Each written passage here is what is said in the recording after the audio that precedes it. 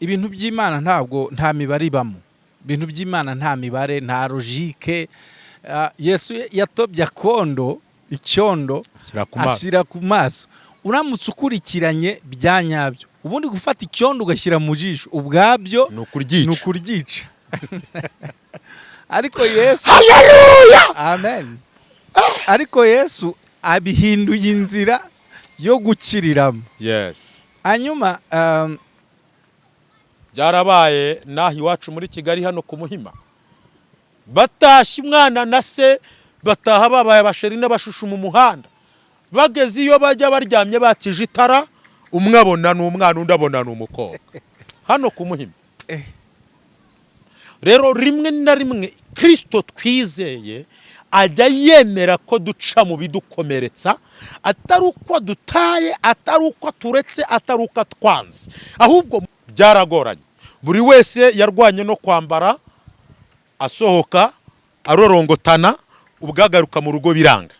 Agaciro ka Mose ntikariho iyo Abisiraheli batajya mu buretwa, n'agaciro ka Daniel ntikari kugaragara iyo intare zidasonzeshwa, ndetse ngo niteka n'itegeko ricibwe ryo kujugunywamo.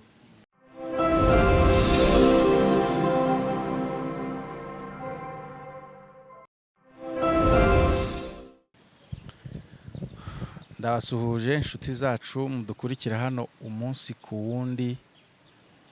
Nawe uje uyu munsi Imana iguha umugisha aho uherereye ku isi hose. Turi mu bihe bitoroshye bigoye bya nyuma. Pawulo yaravuze ngo bizaba ari ibihe bigoye, abantu bazaba bakunda imbiya badakundana. Mbese avuga yasobanuye uburyo bizaba ari ibihe bigoye. Ibihe rero nibyo turimo. Niba utameze neza wihangane, ariko Imana irahari. Uko byagenda kose Imana ihari nk'umubyeyi. Imana ihari nk'itari indorerezi. Ntabwo Imana ihari nk'irebera ibyo Satani yica gusa, ahubwo Imana ihari nk'Imana nk'umubyeyi. Imana ihari nk'Imana ishobora byose. Ni ukuri wizere nimba uri mu bihe bitameze neza, Imana izabikora kandi uzabibona, uzatanga ubuhamya ko Imana yagize ibyo ihindura. Nawe niba wumva bimeze neza mu buzima, ubona ubuzima bumeze neza, ntiwibagirwe isoko. Kubemera Bibiliya iravuga ngo nta handi Imana itakura umuntu, nta naho itamugeza. Ubwo bivuze ngo nta hantu hejuru itavana umuntu, nta n'ahantu hasi Imana itavana umuntu.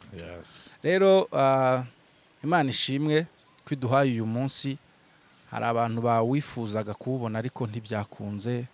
Ubu hari abari mu bitaro, hari abagize ingorane zitandukanye, hari abarwaye, ariko Imana ishimwe ko twe tukiriho tugihumeka. Rero imwe mu mpamvu Imana iduhaye aya mahirwe yo kuba turiho, hari umuririmbyi waririmbye ngo niki watanze mwana wa Adamu cyatumye urindwa bigezaho. Arangira avuga ngo menya ko ari ubuntu wagiriwe, hanyuma nawe ushima iyo Mana. Yari Imana kubiduhaye uyu munsi, kubiduhaye amahirwe no kugira ngo dutunganye ibitaratunganye cyangwa se bitaragenze neza, hanyuma dutange n'umusanzu mwiza muri ubu buzima, kuko ntawamenya iby'ejo. Niba utarakora subscribe ntiwibagirwe kuyikora kugira ngo tujye tubana hano umunsi ku wundi. Tugize umugisha wo kubona umukozi w'Imana muri kubona imbere za screen zanyu. Amakuru ni meza. Umeze neza? Ya, ndashima. Urashima kandi turi mu bihe bya Covid yongeye kuzana ibibazo bikomeye.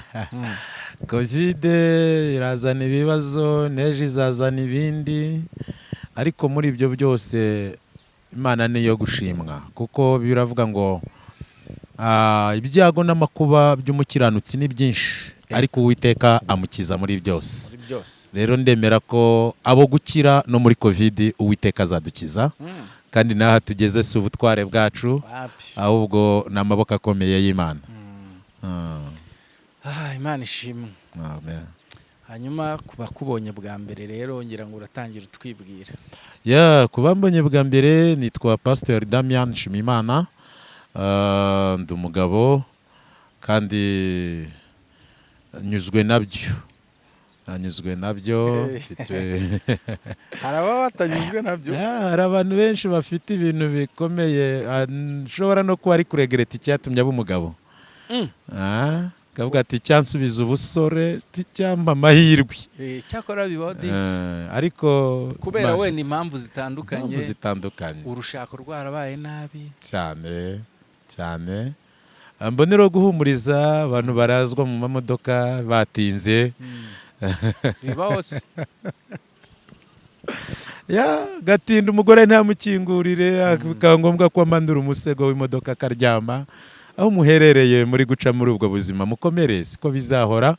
Nk'uko wavutse udafite iyo modoka uraramo, Imana ikakugira ubuntu ukayibona, ni nako izakugirira ubuntu n'izo mpamvu zituma uyiraramo ikazikuraho.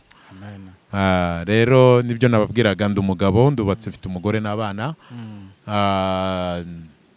Nyoboye itorero Iriba ry'Ubugingo rikorera i Nyamata ndetse n'i Rulindo. Hanyuma ndi hano ku mpamvu zo kugira ngo nsangire namwe ijambo ry'Imana ndetse n'ibindi biganiro bindi bikwiye kutwubaka kugira ngo dukomere kandi dukomeze urugendo. Murakoze. Rero urakoze cyane, ariko DCC ni hatari. Urumva umuntu wenda agize amahirwe abonye imodoka, deplacement iraryoha, ariko ukayiraramo ikaba imodoka, ikaba uburiri, ikaba n'inzu. Kakubwira ati ntiwinjira. Mva. Mbere buriya nari nzi ko abantu bose barara mu kabari ari impamvu zo gukunda inzoga, ariko naje gusanga hari n'abantu barara mu kabari batazi kunywa inzoga, bugacya nta n'icupa ry'inzoga nyweye, ariko icupa ry'amazi kubera kugaya aratahiramo umuriro. Ahubwo ataho kugira ngo ntahe baze bize kuba ibibazo mu gitondo nze kwisanga muri RIB cyangwa muri polisi mu kashu, fazarerekane yicarira akicaraho mu gatondo mwahura kabugira ngo umuntu ariho. Niyo mpamvu buriya birakomeye, ariko Paul yanditse aravuga ngo dushobozwa byose na Kristo duha imbaraga. Muri ibyo byose mu ngorane zitandukanye waba uri gucamo wowe dukurikiye, nkwibutse nk'uko umuyobozi w'ikiganiro yarabivuze ngo nta hantu kure Imana itavana umuntu nta nayo itamugeza. Nkwibutse neza ko nta kibazo, nta kigeragezo, nta ntambara, nta burwayi, nta bukene, nta bitutsi, nta kintu na kimwe cyitwa ikibangamiye ubuzima bwawe Imana idafiteho ububasha. Amen. Hanyuma tutangira rero ikiganiro kugira ngo cyane cyane kuri pastor, ariko urabanza udusengere kugira ngo tuze nyine gutangira ikiganiro neza. Reka dusenge. Imana turagushimiye data wa twese mwiza, uri Imana ikwiye gushimwa amanywa nijoro, kandi reka tugushime, urabikwiriye rwose kuba tukiriho duhumeka, ari twe ubwacu turi imbere y'iyi kamera, ari n'abadukurikiranye, kuba twese tukiriho duhumeka umwuka w'abazima. Mwami nubishimirwe, kuko hari benshi bavanywe mu mubiri, hari benshi twavukanye, hari benshi twiganye, hari benshi twakuranye, hari benshi twareranywe magingo ya batakiriho. Rero dufite ibyiringiro bitajegajega, kuko kuba tugihumeka hari impamvu, hari umugambi wawe kuri twe, kandi ibyo ugambirira kuri twe ni ibyiza, ni amahoro, ntabwo ari ibibi. Ibyo rero nibyo dushingiraho tuvuga ngo ushimwe kuko Satani atavugirije impundu kuneshwa kwacu, ushimwe ko wabaye mu ruhande rwacu, ushimwe kuko ukiduhaye kubaho, ushimwe kuko utugejeje imbere ya kamera za Komera TV, ushimwe kuko washoboje na nyirayo kuyishyiraho ukamuha niho buryo bwo kugira ngo ibeho. Ushimwe, ibyo byose ni imbaraga zawe Mwami. Ushimirwe na buri wese ugiye gukurikira iki kiganiro, ko muri iki kiganiro ugiye gutangira mu ihumure rigiye gufasha ubuzima bwe, rigiye gukomeza ubuzima bwe, kandi ibyo byose ukabikorera kubw'urukundo ukunda uwo waremye. Tubisenze twizeye izina ry'Umwami wacu Yesu. Amen. Ni ikaze rero, ariko hari ikintu ushaka kubaza. Kera habagaho abakozi b'Imana batagira ubwoba. Tuvuge n'urugero, bakagushyira muri gereza ukayivamo ntibanamenye inzira waciye muyivamo. Bo ngira ngo nka ba Eliya bagenderaga ku muyaga n'ibindi. Ubu ngubu kubera iki bisa bitakiboneka, ubona nyine abakozi b'Imana nabo usanga rimwe na rimwe bajya mu myobo bakajya desi. Impamvu buriya ni iyi. Urakoze cyane. Nkwibutseho kuri iki kiganiro ko Imana ntihinduka, n'agakiza ntigahinduka. Uko yari iri kera n'uyu munsi ni kwiri, ndetse n'uko yakoraga n'uyu munsi iracyakora. Ahubwo ikibazo irakorana n'abandi. Irakorana n'abandi, ese abikorana nabo bari he? Impamvu somye nk'igitabo cy'ibyakozwe n'intumwa 12 ubona igitangaza gikomeye ku murongo wa 6 akunda kumfasha cyane, ngo iryo joro Herode yararaye ari busohore Petero kugira ngo amwice. Marayika w'umwami Imana ngo ahagarara muri gereza Petero arafungiyemo. Umucyo wakaho, nta tara, nta mpure, nta muriro wawe wase. Umucyo uraka kuko marayika hageze. Bibiri avuga ngo marayika akoma Petero mu mbavu, Petero ngo arakanguka agirana ikiganiro na marayika. Igitangaza cya mbere kintera kwizera cyane, ngo barasohotse, nta rugi rukingutse, nta n'urucitse, nta dirishya, nta n'ibati rivuyeho. Petero ava mu nzu y'imbohe. Ngo abarinzi bari aho barinda ntibamenye igihe Petero yagendeye. Ngo bagera ubwo baca ku bambere ku irembo rya mbere n'irya kabiri n'irya gatatu, ngo bagera ku rugi rukingishijwe icyuma rijya mu murwa, ngo narwo rurabikingurira batarukozeho. Mbese n'urugi rwamenye ko abanyabubasha barugezeho, ruhita rwibwiriza rwegerayo. None ngo marayika asiga Petero, umurongo wa 11, ngo Petero agaruye umutima, ngo menye ko ibyo marayika akoze ari iby'ukuri. Haleluya! Uvuga ngo uku ni kumwami Imana yankuye mu maboko y'Abayuda na Herode batekerezaga kungirira byose. Imana yacu ishimwe. Rero impamvu ibyo bintu byabaga ni ibintu bibiri nabivugaho. Mbere na mbere muri icyo gihe cya ba Petero na ba Eliya, umuntu yemeraga gukorera Imana, akaba ubwe akishyira Imana nk'igitambo, akishyira Imana nk'utambwe, akemera gukorera Imana azi neza koko imbaraga n'agaciro k'Imana yemeye gukorera. Icya kabiri, bari abagabo kubera igihe barimo cyangwa isi yarimo, bari mu bihe byiza. Bari mu bihe byiza, ntibaza ko nta muntu wari ufite ikibazo cyo kwibaza ngo ndarya gute, ngo ndambara iki, ngo ubukode bw'inzu. Kuko muri aya maganya y'ubu buzima rimwe na rimwe Satana yakoreramo kugira ngo yambure abakozi b'Imana ububasha bwo gukorana n'Imana. Ariko bari abagabo bene utwo tubazo tundi twibaza ntabwo bari babifite. Ikindi cya kabiri, bari abahamya bo guhamiriza Imana ku bwa Kristo waje mu isi muri iki gihe cyabo. Yesu akagenda akora imirimo n'ibitangaza, bamureba, babona ibyo akora, babona uko azura abapfuye, babona uburyo akora ibitangaza.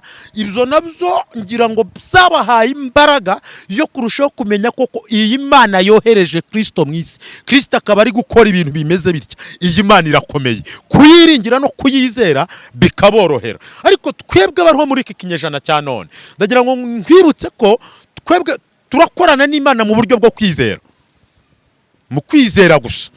Ni nayo mpamvu bigoye kumenya ngo uri gukorana nawe by'ukuri ninde.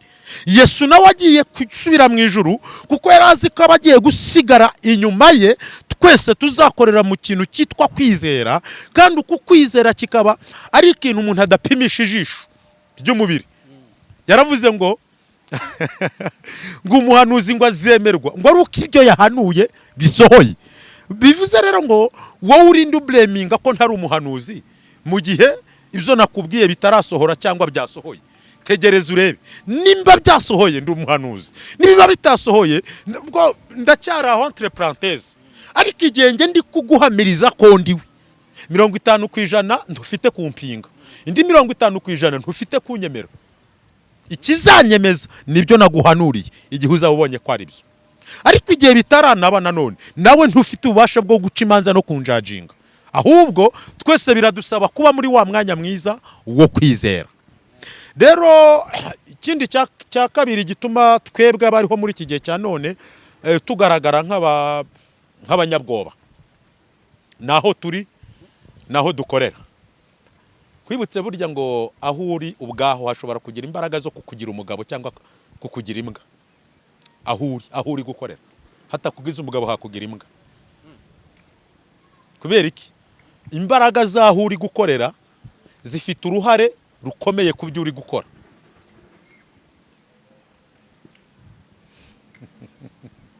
Icya kabiri,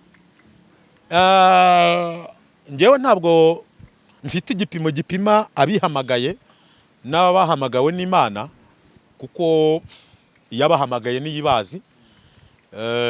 Icyakora Bibiliya iravuga ngo hazabona ishyano, umuntu uvuga ngo iravuze itavuze aho hazabona ishyano. Ariko njyewe ubahagaze imbere, njyewe uriho ubuganira namwe, nta gipimo mfite gipimo wahamagawe n'Imana by'ukuri n'uwihamagaye, ntacyo mfite. Icyo ndiho mvuga ni kimwe: nimba warasogongeye ukamenya ko Yesu agira neza, Yohana niwe wabyanditse, numwikomezeho. Rero ku bakozi b'Imana bikomeje kuri Kristo, dore intambara duhura nayo ihari ikomeye, itubuza kugaragara muri ya shusho navuga ngo y'ubwihebe bwo kwihebera Kristo. N'ubuzima ni situation tubamo, imibereho tubamo. Mbibutse mwe mudukurikiye kuba turi abakozi b'Imana, turi abantu. Iby'imibereho yawe, ubuzima bwawe bugusaba kuva kwa mbere kugera ku cyumweru, natwe nibyo budusaba. Kandi noneho twe dufite umwihariko utandukanye n'uwanyu. Umwihariko dufite n'uwe, nuko twerejwe umurimo w'Imana, duhamagarirwa kuba mu murimo w'Imana kugira ngo tube abahuza b'abantu n'Imana. Ibyo bamwe bitugiraho ingaruka z'uko tudashobora kujya mu gucuruza no gushakira ubundi buzima mu zindi domene zitandukanye. Niyo tubigerageje biranga, kubera ko aho Imana idushaka na noneho, nubwo ihadushaka igifu nacyo kiradusaba ibiryo. Nubwo ihadushaka turi mu bukodi bamwe na bamwe, nubwo ihadushaka dufite background isa naho itaremereye, nyine dufite ubuzima bwoye. Kandi none ukuzura umwuka no guhanura no kwigisha cyane, ntabwo ari byo turi buze kubwira landlord ko twahanuye ngo atwihanganire. Ntabwo ari byo turi buze kubwira umucuruzi wa botike ngo aduhe ikiro cy'ubugari. Rero ya maganya y'ubuzima ashobora kuvutsa umuntu ikintu gikomeye mu buryo bwo kubana n'Imana. Rimwe na rimwe aho niho Satani nawe adutegera. Nkwibutse ko uko urwana intambara yo kwizera Kristo kugira ngo impanda ubwo izavuga uzajya mu bwami, niko natwe turwana iyo ntambara. Niyo mpamvu biravuze ngo umwigisha agabane n'umwigishwa. Rero ya maganya y'ubuzima ashobora kukugabanurira ibihe, akagusubiza hasi, akakunyikiza. Kandi Satani nawe aba ari hafi aho kugira ngo agucyurira, kwibutse ko iyo uri gukorera nta gaciro ifite, nta n'ikimaze, nta n'ikikumariye. Ariko Yakobo yaranditse 1:12 aravuga ngo wahirwa uwizera, uwihanganira Kristo ibimugerageza byose, ngo kuko namara kwemerwa azahabwa ikamba ry'ubugingo. Iryo data asezeranije abamukunda bose. Amen. Rero muri make navuga ngo nizo mpamvu zituma iki gihe cya none utabona abakozi b'Imana bakorana n'Imana imirimo n'ibitangaza nk'ibyabagaho kera. Ariko si bivuze ko Imana idakora ibitangaza, ahubwo Imana isigaye ikora ibitangaza mu buryo bw'umuntu n'Imana ku giti cye, hagati y'umuntu n'Imana ku giti cye. Urakoze cyane. Ngira ngo rero n'ubundi ni ikaze tugezeho icyo Imana yagushyize ku mutima. Murakoze kandi nishimiye ikaze mpawe kuri Komera TV. Bakunzi ba Komera TV, nongere mbashishikarize gukunda iyi channel, kubera ko iyi channel nimwe bahamya bo guhamya ubwiza bw'ibiganiro ibagezaho. Rero waba warakererewe gukanda subscribe, waba warakererewe gukora share na comment, ndetse n'ibindi byose byatuma iyi Komera TV ikomeza gukomera koko. Ngire ngo ngushimire ihishurirwa wagize ry'iri zina. Abantu benshi bafite ihungabana rikomeye, ariko warakoze kuyita Komera. Bambe n'ukuri ni mukomere, kuko abantu bafite ibintu byinshi bibakomerekeje kandi babuze ihumure. Ariko ucyumvira izina ry'iyicano Komera Bambi, Komera mama, Komera papa, Komera sister, Komera wowe ufite ibiguhungabanyije, Komera. Mukozi w'Imana warakoze guhishurirwa iri zina. Amen. Rero mfite cyo umwuka w'Imana ashyize ku mutima wanjye muri iki gihe cya none, ndondaganiriza abantu ikintu cyitwa imbaraga y'ibikomere n'uburyo umuntu ashobora gukira igikomere. Kuko igitangaje si uko wakomeretse, ahubwo icyatangaza nuko wabaho udakomeretse. Nkwibutse ko gukomereka ntabwo bivutse umugambi w'Imana, cyangwa ntibigaragaza ko Imana itari mu ruhande rwawe. Kuko mu bikomeye bikukomereye niho imbaraga z'iyo wizera ziri. mwibutse ko agaciro ka Mose ntikariho iyo Abisiraheli batajya mu buretwa, n'agaciro ka Daniyeli ntikari kugaragara iyo intare zidasonzeshwa, ndetse ngo n'iteka n'itegeko ricibwe ryo kujugunywamo. Rero rimwe na rimwe Kristo twizeye ajya yemera ko duca mu bidukomeretsa, atari uko dutaye, atari uko turetse, atari uko twanze, ahubwo muri bya bindi bidukomerekeje niho agaciro k'imbaraga z'Imana twizera kari bugaragarire. Amen. Rega gutinda kubyara kwa Sara niko agaciro ka Isaka.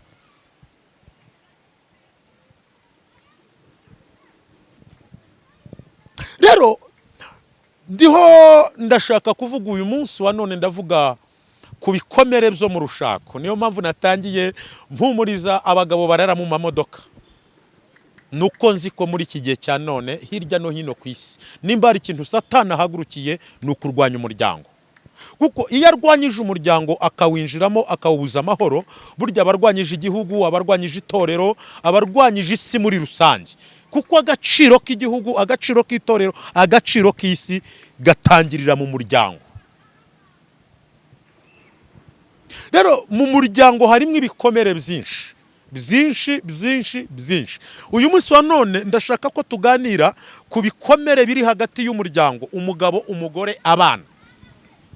Aha uyu munsi wa none ushobora gusanga kandi biriho, umwana na se barakubitanira muri buwate, rimwe na rimwe umugabo akaba yatereta umukobwa we atazi ko ari umukobwa we. Byarabaye naho iwacu muri Kigali hano ku Muhima, batashye umwana na se, bataha babaye abasheri n'abashushu mu muhanda, bageze iyo bajya baryamye bakije itara, umwe abona ni umwana, undi abona ni umukobwa, hano ku Muhima. Byabaye intandaro ikomeye yo gusenya umuryango, kuko ari umwana ari se kongera guhurira mu rugo byaragoranye. Buri wese yarwanye no kwambara, asohoka arorongotana, ubwagaruka mu rugo biranga. Rero icyo ni ikintu gikomeye Satani abakoze agasenya umuryango. Kandi bakristo bavandimwe, inshuti mukurikira Komera TV, mbibutse neza ko umuryango ni ministère ikomeye yatangiriye kuri Adamu na Eva, ubwo ngo Imana yitegerezaga ikabona ko atari byiza ko uyu mugabo witwa Adamu abaho wenyine, ngo imuremera, iramusinziriza mu rubavu rw'ibiyamamo umugore. Ngo Adamu akigarurirwa gukanguka, akigarurirwa ubuzima, ngo arebye iruhande rwe, biravuga ngo yahise aseka. Kandi nta tegeko rimuhatiye guseka rihari, ariko kubw'icyabonye, kubw'umuntu abonye imbere ye, kubw'agaciro k'icyabonye, ntiyamenya aho ibitwenge biturutse. Ubundi mu yandi magambo, umugore ni umunezero w'umugabo, n'umugabo ni icyubahiro cy'umugore. Rero kandi ibyo bintu byombi iyo bikomatanije, ni imbaraga z'iterambere, ni imbaraga z'urukundo, ni imbaraga z'icyubahiro, ni imbaraga zo gukomera. Kandi Satani ahari nawe ntanezejwe nuko icyubahiro cy'Imana kigaragara mu isi, kigaragara mu itorero, kigaragara mu muryango. Rero niyo mpamvu yize uburyo bwinshi n'amayeri menshi yo kugira ngo asenye igihugu, asenye itorero, asenye umuryango, asenye itorero n'igihugu ashingiye mu muryango. Uyu munsi turavuga uburyo butatu bw'ibikomere byo mu muryango. Uburyo bwa mbere ni ibikomere Satani azana hagati y'abashakanye, igikomere giterwa no kutihanganirana. Mbibutse ko si itegeko ko abantu babana ari uko bahuje. Hari n'inyigisho nge ntajya nemera ngo kubana n'umugabo ngo mugomba guhuza. Ntabwo mwahuza. Impamvu mutahuza ngiyi: ntimwavutse hamwe, ntimwarezwe kumwe, ntimwizamwe, ntimukora akazi kamwe. Ntabwo mushobora guhuza. Mwahuye ufite 32 mu kanwa, nawe ufite 32 mu kanwa. Muhuzwa n'intego yitwa urukundo. Rero nubwo guhuza bidashoboka, ariko intego y'abahuje yitwa urukundo y'ubwayo irashobora kubaha kwihanganirana. Mugore mugabo, si ngombwa ko urazwa ijoro no kurira ngo urashaka guhuza n'umugabo wawe. Gute se? Witwa Claude undi yitwa Marcelina, muzahuza muti? Ibyo ukunda si ibyo akunda, ibikunezeza si bimunezeza, ibyo ukunda kwambara si ibyo akunda kwambara, ntabwo mwahuza. Cyakoza kubwo kubungabunga no gusigasira cya gihango mwagiranye cyatumye uba umugabo we nawe akaba umugore wawe, ashobora kwihangana agasa n'ugiye mu nzira y'ibyo ukunda, ariko ni ibintu ari kwihingamo, ntabwo ariyo karagiteri ye. Ubwo ari ibintu ari kwishakashakamo bitamurimo, rero ejo hari igihe atazabishobora kuko si we. Ariko nubwo atabishoboye, hari kibategekera kwihanganirana. Nicyo mwubatsi gishingiye ku rukundo, urukundo rukabyara umuryango. Icyo ubwacyo kirabasaba kwihanganirana. Mwaba mutahuje, mwaba mwahuje, kirabasaba kwihanganirana. Rero iyo umuryango watakaje imbaraga yo kwihanganirana, umugore akaba atakiri kwihanganira umugabo, umugabo akaba atakiri kwihanganira umugore, biroroshye kugira ngo Satani abasenye, abavuyange, abatesha umutwe. Kandi Satani afite abafana bugufi bw'urugo rwanyu bazamufasha gucelebratinga umunsi bumvise mwashwanye, mwatonganye, mwarwanye, mwadivorusije, mwatandukanye. Abo ni abahe? Ni baba ex mada, babandi baguteretaga mbere yo guhura n'uwo mugabo. Ni baba ex papa, babandi nawe wateretaga mbere yo gufata icyemezo cyo guhura n'uwo mugore. Abo ngabo ntibari kure y'urugo rwanyu, nubwo mutakivugana kenshi, ariko ntabwo ari abantu bayoberwa ko mwashwanye. Kabiri, nabo baturanyi mwahuriye mwiyo karitsiye mutuyemo batanejejwe nuko mubayeho. Gatatu, nabo mukorana iterambere ufite ntibarifite kandi mukora akazi kamwe. Kandi usesenguye wasanga kuba iryo terambere urifite si ukuri umuhanga wo gukora, ahubwo nuko Imana yakugiriye ubuntu, iguha umugore ugusengera, iguha umugabo ugutera courage. Rero kuba hari ibyo mutari guhuzaho ntabwo ariyo ntandaro kugira ngo musenye ibyo mumaze kubaka, ahubwo ibyo mumaze kubaka kandi igifite umumaro muri ibyo byose ni umuryango. Uwo muryango mwubatse nubatera imbaraga saa sita na nijoro mu gitondo zo kwihanganirana kugira ngo mukomeze kubungabunga icyo ngicyo mwubatse. Indi ntwaro ya kabiri Satani akoresha kugira ngo akomeretse abashakanye ni intwaro yitwa ubutunzi. Mutungo uteye abantu ibikomere bashakanye. Sikubona umugabo urazwi ishinga no kugira ngo urugo rwe rutere imbere, amanywa nijoro ari mu kazi, amanywa nijoro ari gushaka icyatuma urugo rwe rutera imbere, ariho arashakisha icyatuma umugore we yagenda mu modoka nziza, ariho arashaka icyatuma abana be biga mu ishuri ryiza. Umugore nawe ahari ariho arashaka agahungu kaza kumukorera ibyo wa mugabo yakamukoreye, ariko ntafite umwanya. Ibyo bivuze iki rero? Bivuze ngo mu butunzi iyo abashakanye baticaye ngo bashyireho umurongo w'uburyo bakwiye kubana ndetse bakabana na bwa butunzi butabuze ariko n'icyabahuje kitabuze. Kwibutse we wa mugabo we nawe wa mubyeyi we, uwo wakunze n'uwo mubana, ibyo mugezeho ntimwari muzi ko muzabigeraho. Ntabwo byakabaye imbarutso kugira ngo mushwane rero ngo ukangisha umugore kuri mu kazi, umugore nawe akangisha umugabo ko yahawe promotion mu kazi. Oya, impamvu wahawe ko kazi n'ukuriho kandi aho ugeze nuko wahuye akakunda, akakubungabunga, akaguha umwanya, akakwitaho, nawe ukamwitaho. Ako kazi rero n'ubwo butunzi bwe kuza kuba ikiraro Satani anyuramo ngo abasenye, ahubwo mukwiye kwiga uburyo ki ubwo butunzi mubuha umurongo, mukagira umwanya wabwo, ariko ntimunaburirane umwanya. Wa mugabo we ntuburire umwanya umugore wawe, wa mugore we ntuburire umwanya umugabo wawe. Nube muto ariko uboneke, ahubwo musigare mwiga kunyurwa n'uwo mwanya mutoya. Ariko biteye isoni n'agahinda kubona umugabo yitwaza ngo ari safari, ari muri business, kagira ngo umugore yaje gushaka amafaranga. Umugore niwe yaje ashaka papa, umugore yavuye iwabo ari wowe wakurikiye. Nutamuha umwanya rero ntuzamurenganye kuko nabiri biti inzabya zoroshye, hari ibyo atazashobora gusiporuta. uwo mugore we, umugabo niwe yakunze.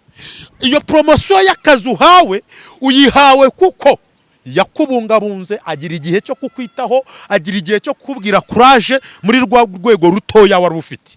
None agaciro yaguhaye yaguhesheje niko gatumye uhabwa promosiyo. Iyo promosiyo yo kuzamurwa kuba uri deje, kuba uri minister, kuba ufite indi titre runaka, ntibe imbarutso yo gusuzugura umugabo wawe ngo umusuzuguza ako kazi. Rero nari ndio nsobanura ikintu cya kabiri Satani akoreramo nk'intwaro yo gusenya umuryango ni ubutunzi. Iyo butizwe neza ngo buhabwe umurongo w'uburyo bene bwo bashobora kubuhagararamo, ariko bakomeze gusigasira cya kindi cyabahuje ku munsi wa mbere.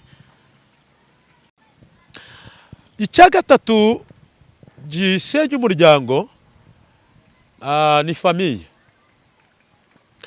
Famiye iyo umugore n'umugabo baticaye ngo banoze uburyo bazabanira imiryango yombi, ku ruhande rw'umugabo ku ruhande rw'umugore, famiye igira intandaro Satani akoresha agasenya umuryango.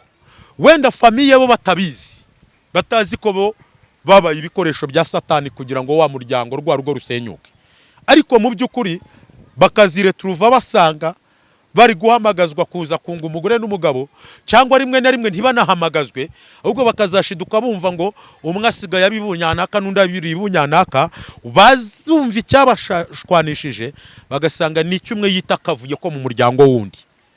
Rero uyu munsi wa none mpawe n'umwuka w'Imana gusobanura ibi bintu nk'umushumba, nk'umukozi w'Imana, kugira ngo turusheho kubaka ubwami bw'Imana muri angle zose ubutumwa bwiza bukwiye kuvugirwamo, kugira ngo abantu b'Imana babeho bubakitse kandi babeho ari abantu b'Imana bashyitse.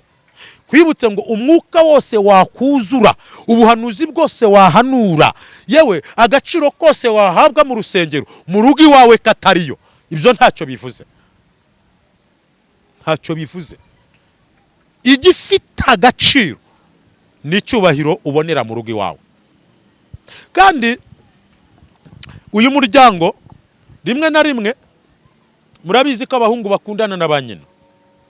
Rero hari imiryango yubakwa ugasanga wenda uwo muhungu, uwo mugabo wawe mada niwe mwana wenyine ufite ubushobozi, niwe usa naho afite uburyo bwo kuba yakwita ku muryango we, kuri nyina, kuri bashiki be, cyangwa se ni wenyine yasigaranye wenyine kubw'impamvu z'amateka y'ibyatubaye mu gihugu cyacu cy'u Rwanda.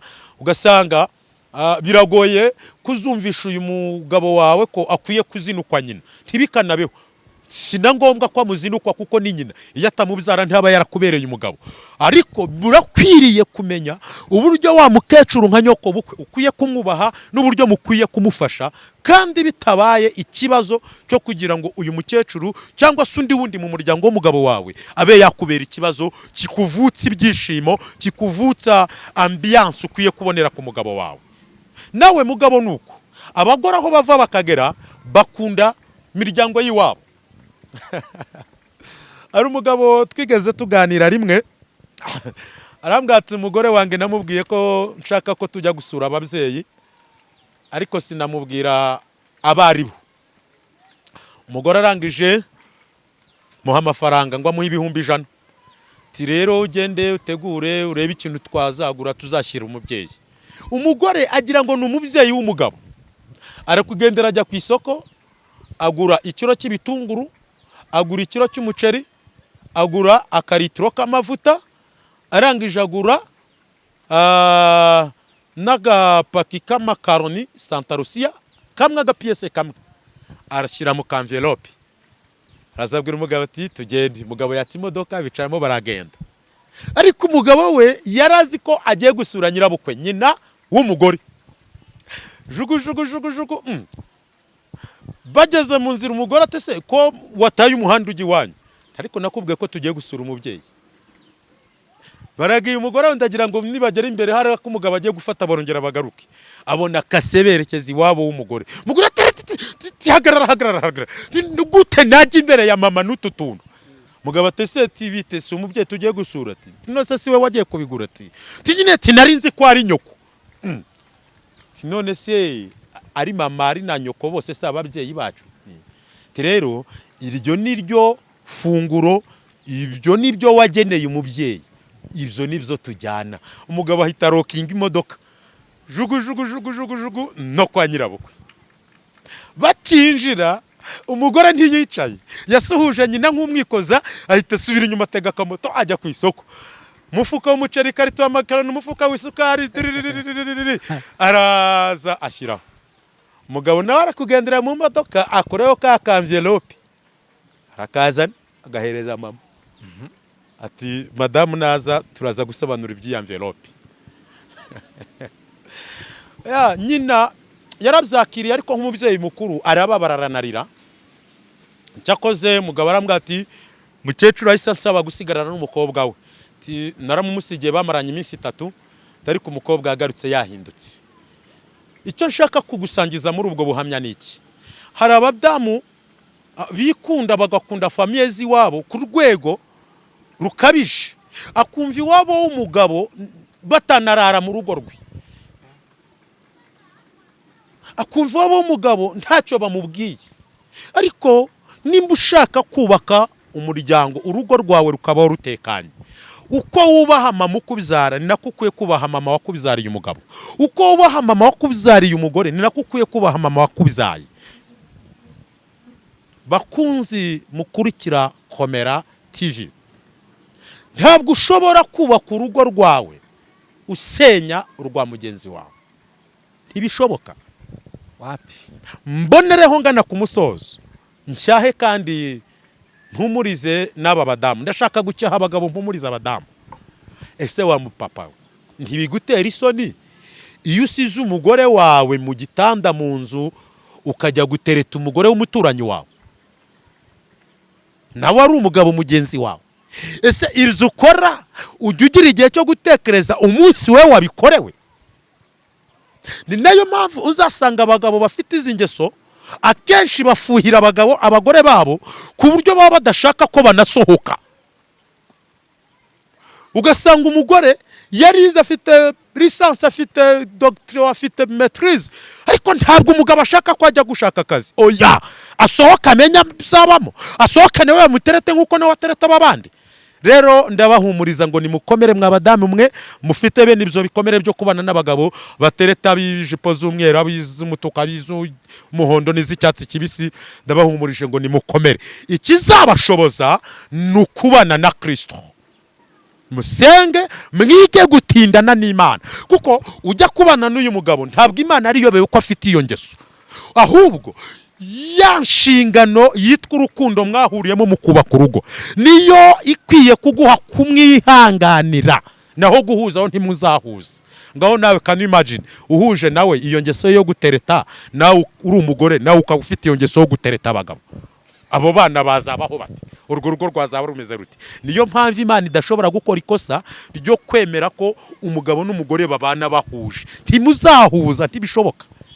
Ngira ngo abari yo ntego nyine kugira bahuze. Oye, Imana ni umukozi w'umuhanga, ntabwo ishobora kwemera ko muri characteri zanjye mpuza n'umugore nashatse muri characteri.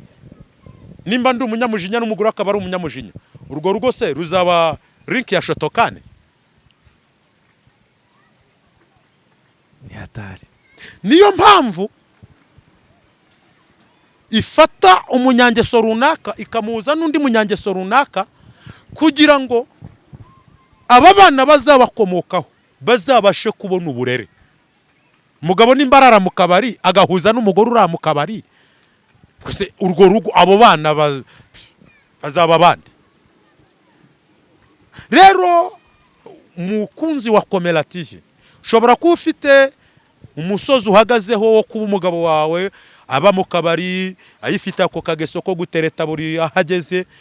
Ibyo ntibibe urucyuho Satani yuririraho ngo akubwire ngo nawe bikore ngo ihimuri. Oya, hagaciro urugo wubatse, hagaciro abana wabyaye, kugira ngo ubabere mama mwiza. Nuko ukwiye kubaha imico myiza utitaye kuri papa. Ahari iyo mico yawe myiza yazatuma uyu mugabo nawe ahindurwa n'iyi mico yawe myiza. kubwira ngo umuvugabutumwa nyawe wa mbere ukwiye kuboneka mu rugo rwawe, mu maso y'umugabo wawe, ni wowe nk'umugore we. Ingeso nziza, imbuto umwerera. Ni wowe nk'umugabo w'uwo mugore, ingeso n'imbuto umwerera. Aba bagabo navuzeho barara mu mamodoka kubera ko batinze gutaha abagore bakabakingirana. Ntabwo bisobanuye ko igisubizo ari uko wihutira gusaba divorce no gutana nawe.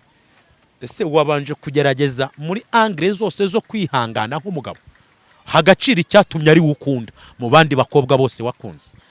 Ushobora kumbwira ngo nari ntamuzi. Nta muntu umenya undi, uzarinda ujya no kumushyingura utaramumenya. Muntu ni ikiremwa gitangaje, ntiwamumenya. Ahubwo ikiriho ni ukumwihanganira, kandi uku kwihangana niko kuzagaragaza urukundo umukunda. Kuko nimba udashobora kwihanganira uwo mubana, ni ukuvuga ngo nta nubwo umukunda. Kuko hari urukundo, hari ukwihangana, kandi hari ukwihangana, hari ukunesha. Rero nasoza mbabwira ngo muri ibyo bikomere byose, umuti wabyo ni inzira ebyiri. Mbere na mbere mbabwire ngo ibikomere byose ntabwo ari uko bikizwa cyangwa bikira ngo umuntu abizibagirwe. Hari n'ibyo uzapfana. Umuti wa mbere w'igikomere ni ukwiga kubana nacyo, ni ukwiga kucyakira. Nyuma y'uko ucyakiriye, muri za nzira zo kucyakira, niho uzagenda ugirira ihishurirwa ry'ikindi wakora, ukirengagiza cya gikomere, ukazashiduka cyaravuye mu buzima bwawe. Nta musozi w'amasengesho uhari uzahagararaho ngo usenge ngo usange igikomere cyavuyeho. Oya, oya. Mbonereho no kubwira abakomerekwa n'abakomerekejwe n'abahanuzi n'abakozi b'Imana, bababwiye ngo nimuduhereze ibi, ngo turasenga ngo ibyo bibazo bikurweho. Nta masengesho ahari azahindura umugabo wawe, usibye kumwerera imbuto wowe nk'umugore wamushatse no kumusengera. Nta buhanuzi buhari buzaza ngo bumufate bumukure mu kabari, ngo bumujyane mu rusengero by force. Nta buhari. Kandi mbibutse ko n'abari mu rusengero bose atari ko ari abakirisitu. Aho kubana n'umupagani wo mu rusengero, wabana n'umupagani weruye, ubizi, unabigendera, unabikubwira, unabifitiye fieri kwariwe. Kuko uyu mupagani ubikugaragariza, hari amahirwe menshi cyane yo kumubanira kandi mukabana neza, kuruta umupagani wo mu rusengero uzagukubita yitwaje izina rya Yesu, akakwima ibyo akwiye kuguha mu izina rya Yesu, akagukorera menace mu izina rya Yesu, akagerekaho no kuzura umwuka wera. Rero akabikora mu izina rya Yesu, akagukubita mu izina, ntatinye no kukubwira ngo Imana yaraye bimuhishuriye, kwagukubita, kwaguhonda. Ntatinye no kukubwira ko yavuye mu yitatu, agakora yitatu aguca inyuma, agakora yitatu yiba utabizi, agakora yitatu ari umusinzi utabizi, agakora yitatu ari indaya. Rero aho kubana n'uwo, wabana n'umupagani ubyemera nawe ubwe abyiyiziho anabikubwira. Rero nimukomere kandi mukomezanye, kuko nubwo bimeze gutyo, umugambi w'Imana ntuzayoba ku buzima bwawe. amen, Amen. urakoze cyane. Imana iguhe umugisha mukozi w'Imana. Ngira ngo nta yindi gahunda, ibitworoshyaho mu isi bigenda birushaho kwiyongera cyane. Umunsi ku wundi ujya gutuza hakaza ibindi, ujya gutuza hakaza ibindi, ariko dukwiriye gushaka inzira zo gukomera, kuko gukomera nyine nk'uko wabivuze, kumenya ko Imana ihari, ikindi ukamenya ko nyine umuntu muri kumwe n'uwo wabyaye, sinibaza ko wamukosora 100% ngo agende nk'uko ubishaka. Hanyuma tugana ku musozo rero, ndagira ngo n'ubundi wongere usengera abantu babyifuza. Wenda harushobora kuba afite ikibazo kimeze nk'icyo. Ndagusabye, ibintu by'Imana nta mibare ibamo. Ibintu by'Imana nta mibare, nta logique. Yesu yatobye icyondo ashyira ku maso. Uramutse ukurikiranye bya nyabyo, ubundi gufata icyondo ugashyira mu jisho, ubwabyo ni ukuryica. ariko Yesu haleluya. amen, ariko Yesu abihinduye inzira yo gukiriramo. Yes. Hanyuma ni nayo mpamvu yavuze ngo ibidashobokera abana b'abantu Ku Mana birashoboka. ku Mana birashoboka.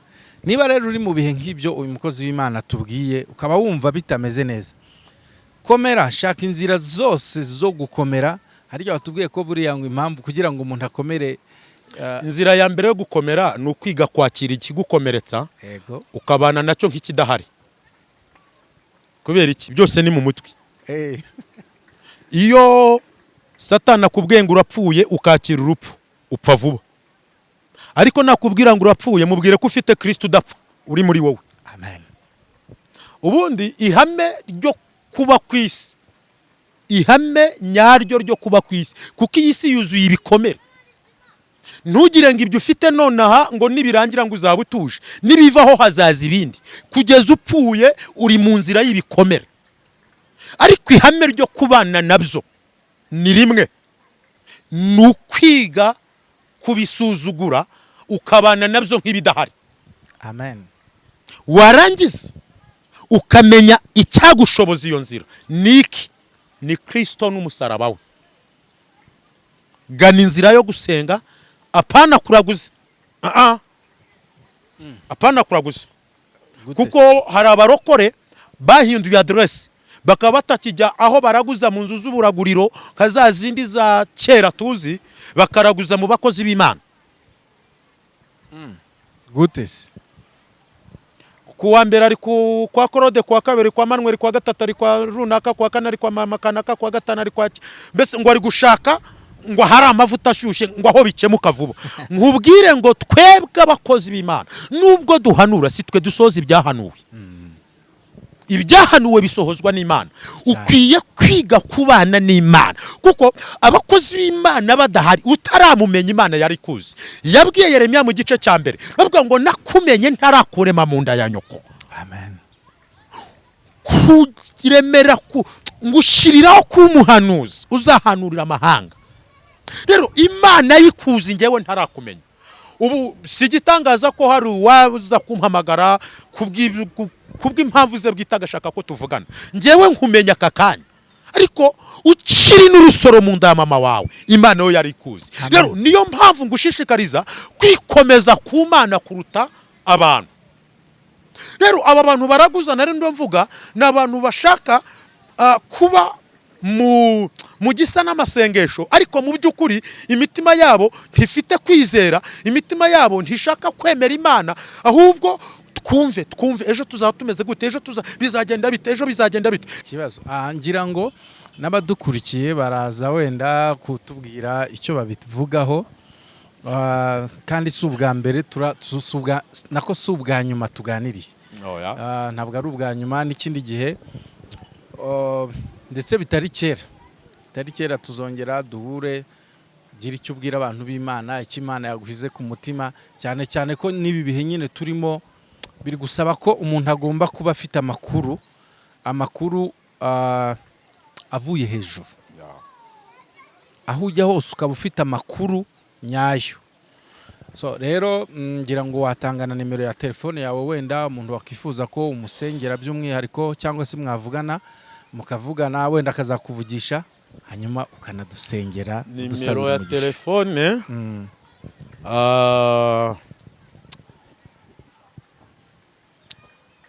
ni 07 8 19 51 67 1. Ariko bakunzi mudukurikiye, numvugisha cyangwa ukampamagara ukumva hari undi muntu kwitabye, ni madame, niyo ndi kwifashisha, kuko muri iki gihe cya none iyanjye barayinyibye. Urakoze, Imana ibaha umugisha. Dusengere. Turagushimiye data wa twese uri mu ijuru, ise w'umwami wacu Yesu. Ni wowe wo muri bikomere by'abakomeretse, kandi abakomeretse bose Uwiteka Nyiringabo ntabwo ariko bakomerekejwe n'ibintu bimwe.